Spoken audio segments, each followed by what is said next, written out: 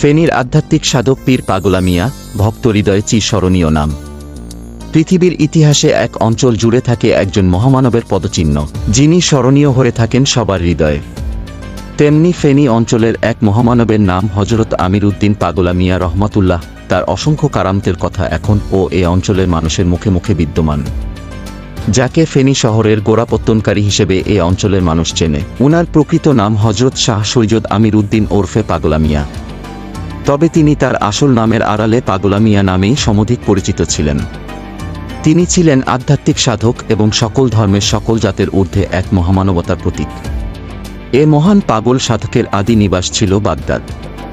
তার পিতা ছিলেন সৈয়দ বশির উদ্দিন এবং মাতার নাম সৈয়দা মায়মুনা খাতুন। পাগলা মিয়া ছিলেন তার পিতা মাতার একমাত্র সন্তান। তিনি 1823 সালে বাংলা 1230 সালে ফেনীর ফাজিলপুরের ছনুয়া গ্রামে জন্মগ্রহণ করেন। স্থানীয়রা জানান 4 বৎসর বয়সে তখন তার পিতা মাতা চট্টগ্রামের একটি মাদ্রাসায় ভর্তি করিয়ে দেন। সে সময় থেকে তিনি পড়াশোনার প্রতি খুব মনোযোগী ছিলেন এবং সবসময় সাদা কাপড় পরতেন এবং নিরিবিলি থাকতে পছন্দ করতেন। মাদ্রাসার নিয়ম শৃঙ্খলায় আদব কায়দাতে তার খুব সুনাম ছিল।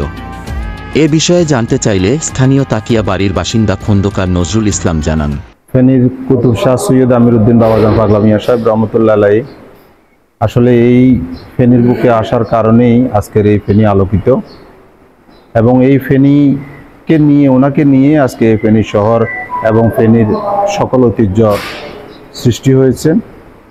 তো আমাদের যারা এখানে আসলে অন্তর দিয়ে ওনার কাছে যারা আসেন, তারা আসলে সত্যিকার অর্থে ওনারা যে চায় তাই ওনারা পায়। মহান এই সাধকের পাগলা মিয়া নামকরণ সম্পর্কে যে জনশ্রুতি বেশি প্রচলিত তা হল, উনার যখন 12 বছর বয়স তখন তিনি বাড়িতে তার মায়ের কাছে আসেন। বাড়িতে এসে তার বাড়ির আঙিনায় একটি গাছের চারদিকে কাপড়ের ঘেরা দিয়ে নিরিবিলি ধ্যানে মগ্ন হয়ে রইলেন।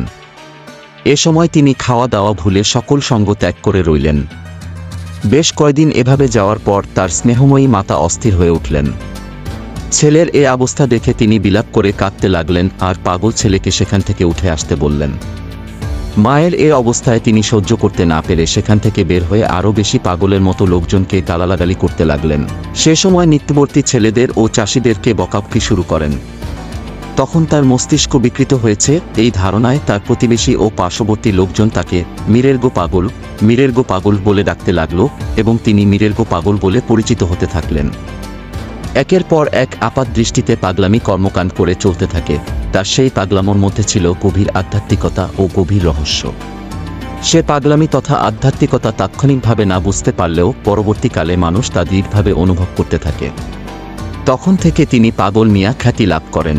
এ বিষয়ে জানতে চাইলে তাকিয়া মসজিদের সেক্রেটারি জিয়া উদ্দিন মিস্টার জানান, সৈয়দ আমির উদ্দিন পাগলা মিয়া সাহেব ফেনীর একজন তাপস, অলি এবং সুফি। উনি আজ থেকে 139 বছর আগে উনি পৃথিবী থেকে বিদায় নিয়েছেন। ওনার জীবন দশায় উনি অনেক কারামতি দেখে গেছেন এলাকাবাসীকে। এই মহান আধ্যাত্মিক সাধকের আধ্যাত্মিক ক্ষমতার এ ধরনের নানা ঘটনার কথা লোকমুখে প্রচার হতে থাকে, আর জাতি ধর্ম নির্বিশেষে তথা ফেনীর সাধারণ মানুষের কাছে ধীরে ধীরে তিনি হয়ে ওঠেন আধ্যাত্মিক সাধক সৈয়দ আমির উদ্দিন ওরফে পাগলা মিয়া রহমতুল্লাহ। এ বিষয়ে জানতে চাইলে মাজারের সভাপতি নুরুল আফসার জানান, আমি ফেনীর গৌরব শাহ সৈয়দ আমির উদ্দিন পাগলা মিয়া রহমতুল্লাহ আলাইহিস ইসলামের ছোট ভাই সৈয়দ আকরাম উদ্দিন সাহেবের সন্তান সৈয়দ শামসুদ্দিন সাহেবের তৃতীয় পুত্র। সৈয়দ নুরুল আফসার বর্তমানে মাজার পরিচালনা কমিটির সভাপতি, এবং এই পাগলা মিয়া সাহেবের ইতিহাস সারা বাংলাদেশ ব্যাপী আছে। আপনারা সবাই যে হয়তোবা নাও জানতে পারেন ওনার ইতিহাস, ওনার কেরামতি, এবং উনি 360 জন আউলিয়া যে শাহজালাল সাহেবের সাথে আসছে ছিলেন উনি। ওনার নামই শাহ সৈয়দ আমির উদ্দিন পাগলা মিয়া রহমতুল্লাহ আলাইহি। এই মহান সাধক 1887 সালে 1293 বাংলা সনের 13ই শ্রাবণ রোজ বুধবার মাত্র 63 বছর বয়সে ফেনীর তাকিয়া বাড়িতে ইন্তেকাল করেন। ওফাতের পরে তাকে সেই স্থানেই সমাহিত করা হয়।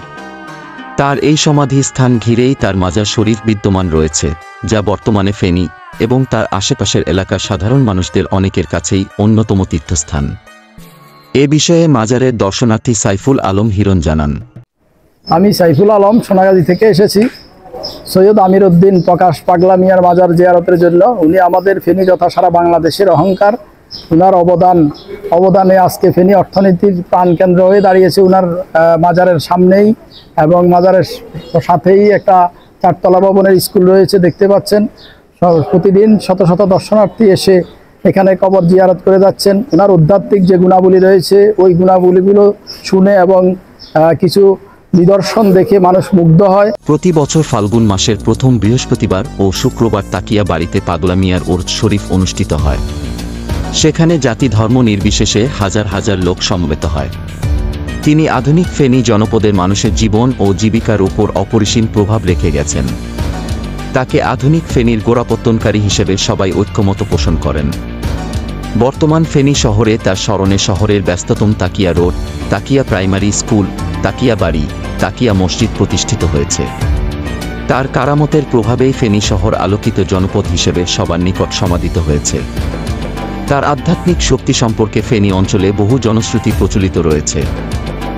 উনার নানা কারামতের কাহিনী লোক সমাজে আজও বিদ্যমান। এখনও প্রতিদিন তার মাজারে মানুষ দলে দলে ফাতেহা পাঠ করে, জিয়ারত করে এবং মানত করে। যতদিন ফেনী শহর থাকবে ততদিন মানুষের মনে জাগরুক হয়ে থাকবেন পীর পাগলা মিয়া।